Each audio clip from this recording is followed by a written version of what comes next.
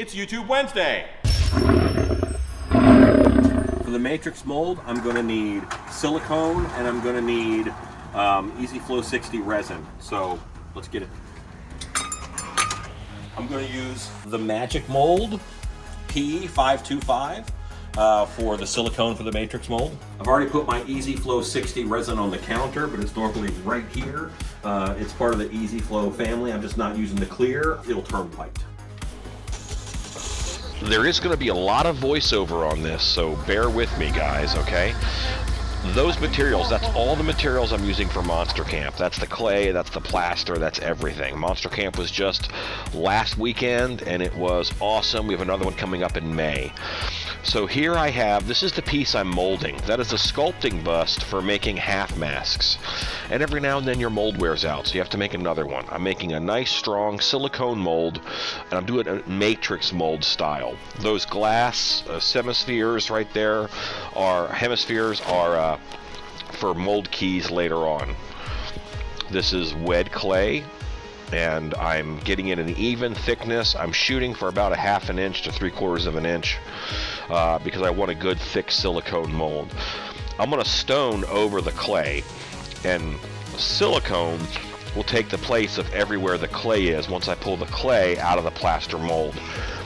This style of mold is called a matrix mold, and I just want to make this a nice smooth surface. And I'm going to put a key structure in here, and I'm building that now so that it will lock into its silicone mother mold. I mean, it's a plaster mother mold. It'll lock into that via these strips.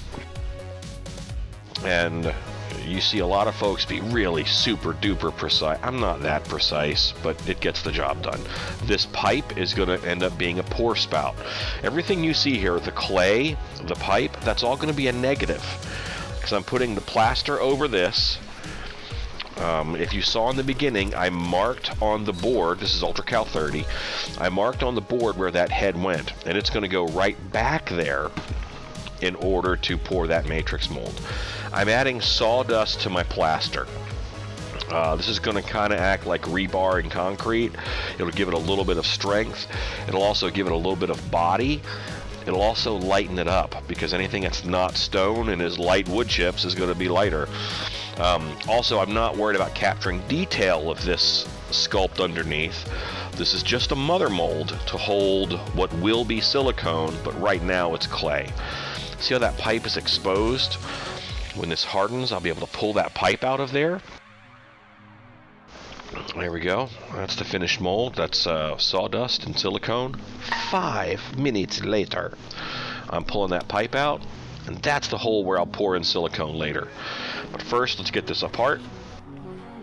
And that is the head that I'm making, that I just pulled out, and that's all the clay. I am liberally Vaselining that sculpt.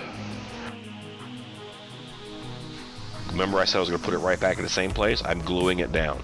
Those keys help the plaster mold line up. See how they sink right onto there? Now I know that's in the right space. If this leaks, I could have a $500 puddle of silicone. Overall, this mold cost a little under $600 to make.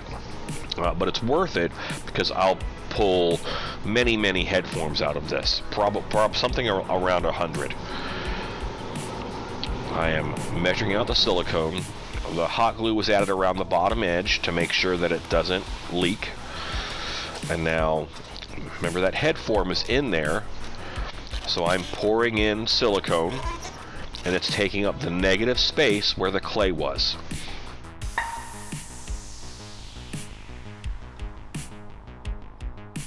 I like to stop about 3/4 of the way through my pour and re-mix the cup, because a deep cup like that, it's kind of hard to get the bottom and sides and make sure you got it. So normally about 3/4 of the way through my pour, I'll stop, I'll re-mix it with I'll re-stir it with the stir stick, and then I'll finish pouring.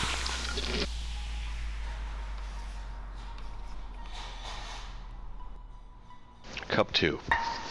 At this point, I'm feeling optimistic. I'm like, yeah, I'll probably only have like 2 more cups. Boy, am I wrong. This takes a lot of silicone.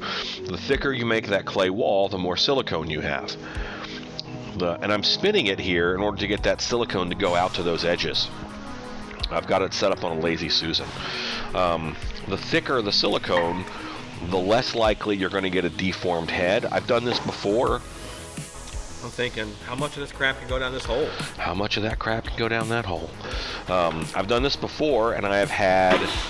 Oh, look. A little leak was spotted. Hot glue fixes it right up. That'll seal right on there. A little bit of water, cool the hot glue. I've done it before where the silicone jacket was too thin and it didn't want to hold itself up, so it would buckle and I would get a warped face cast, which is not what I want.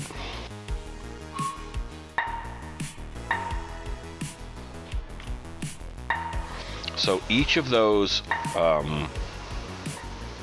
kits right there, which is it's a gallon kit, or it's a 16-pound kit, 2-gallon kit, whatever they call it. Each one of those is a little under $300. So I did end up using 2 kits for most of this. And now that silicone is dry. It's the next day, I think it is. Or it's just after that silicone is cured. 4 hours it takes to cure. And that's just flash, where it went out, where it should not have gone. Were you filming? Gotta make sure he gets the shot. Happen 10 more times before Friday. How strong this is. That's a nice thick silicone mold. It fits right in there very well. Boy, if I were really good, we could then take the clay out. I know exactly how much volume we needed for the resin. The inside of the head that I used. The inside of this is ugly. So I'm going to replace that with clay so I can control what the inside really looks like. Well, there, I said it. And I want to make this even and smooth because the thicker that clay wall is, the more resin I'll use. And I want this to be between 3/8 and ½ an inch thick, just for good strength. And if it's smooth, it won't cut anybody. Those are all important things to think about. Now I'm measuring how long a handle needs to be. You need the handle to pull this out of the mold. There's a lot of suction when you are making a mask.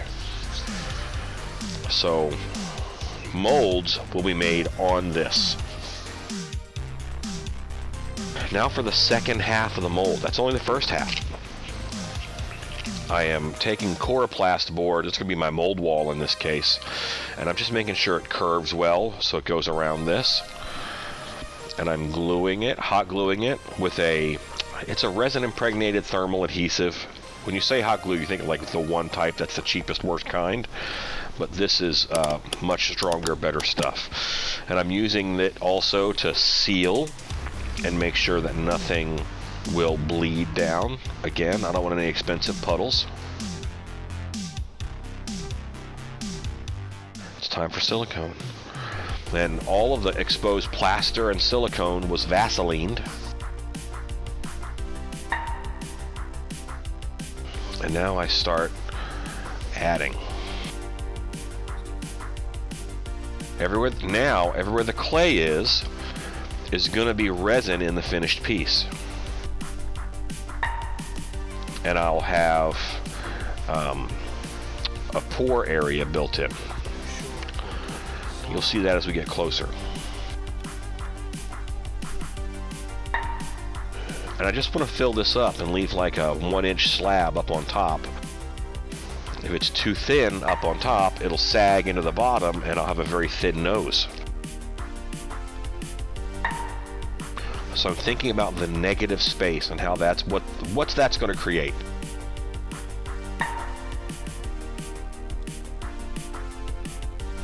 And sometimes I'm just satisfied watching the pour. All right, so these straws, I'm making sure that they stick up like 1.5 inches, 2 inches, and then I'm adding more plaster. Now, see, now it's overflowing that face. That'll be the negative that keeps the resin thin. And those straws will be holes where excess material can escape, air can escape, and if need be, I can pour in through them.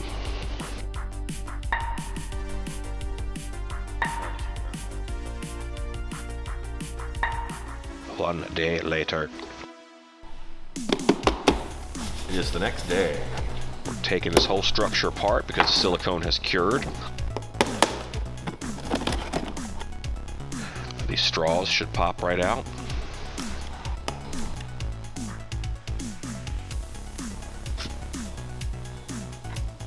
Marking that lets us make sure we know this end goes on this end. With that blank face shape, it's hard to tell which is up and which is down. Now this clay gets removed. This is what came out of there. We can use this to calculate the volume of resin that we need. That's how much resin it's going to take. Now you can see the negative that has the face in it. That's the positive, which is the back of the piece. Opening the resin. Now I'm doing this by volume. I just happen to be pouring it on the scale.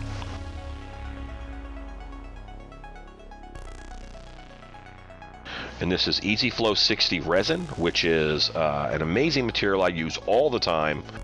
Liquid turning to plastic always amazes me. I've only put in 32 ounces. I'm going to put in 16 more ounces. 2 liquids turn into a hard plastic. Great stuff. Easy Flow 60. I love it. Okay, I see liquid in here now though. So I'm going to go with that 48 ounce pour. I'm going to leave it. I'm going to let that cure, and then I'm going to pull it. Beastman's the coolest, that's all. That's a little light, but it's doable. I'm going against the silicone and I'm pushing hard, so I'm not going into the silicone. So that's a nice piece, that's good thickness. That came out really good. And then your handle would go on. I put a screw in from each side, you're ready to sculpt a half mask. Easy peasy, right? This is the sculpting form for a half mask. Go make stuff. Instead of Patreon shoutouts this week, I'm going to do an ad. Make sure you check out our merch store right there in the description. Make sure you check out stiltbeaststudios.com to buy masks or costumes, or to check out when the next monster camp is. I would love to have you come and make monsters with us.